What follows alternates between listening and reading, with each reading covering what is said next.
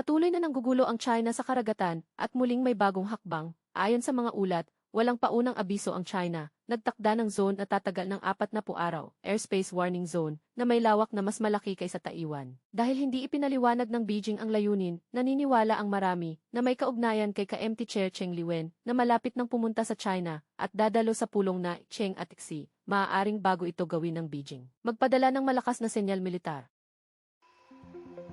Matapos ang Pebrero 28 ngayong taon mga eroplanong militar ng China, biglang nabawasan ang paglitaw.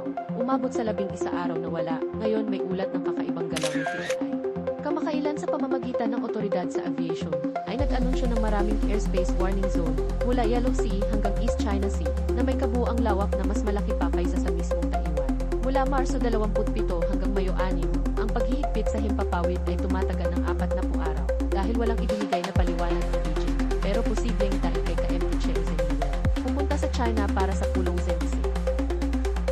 Sa aktwal kung mangyayari nga ba, talagang magsagawa ng ehersisyo, ay hindi pa tiyak, pangunahin para ipakita sa mga bansa sa paligid, pati na rin sa Estados Unidos, lalo na sa Taiwan, ipakitang hindi nila isinusuko ang puwersa laban Taiwan. May eksperto rin nagsabi, maaaring target ang Japan, o dahil sa aksyon ng US dollar sa gitnang silangan, para pigilan ang paglala. Kung pagbabatayan ang lokasyon ng mga zone, malamang ay nasa Eastern at Northern Taipei Command, dahil sakop nito ang Yellow Sea at East China Sea, na may kaugnayan sa long-range missile na nakatuon sa Japan. Kamakailan ay inanunsyo ng state media, nag-upgrade ng lumang tangke, ikatlong henerasyon ng main battle tank, may anti-drone system, at anti-tank missile system, para sa operasyong militar sa Taiwan, patuloy ang pananakot ng China.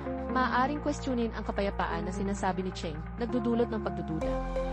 Gusto mo ba ang content namin? Mag-subscribe at i-follow na ang Liho TV.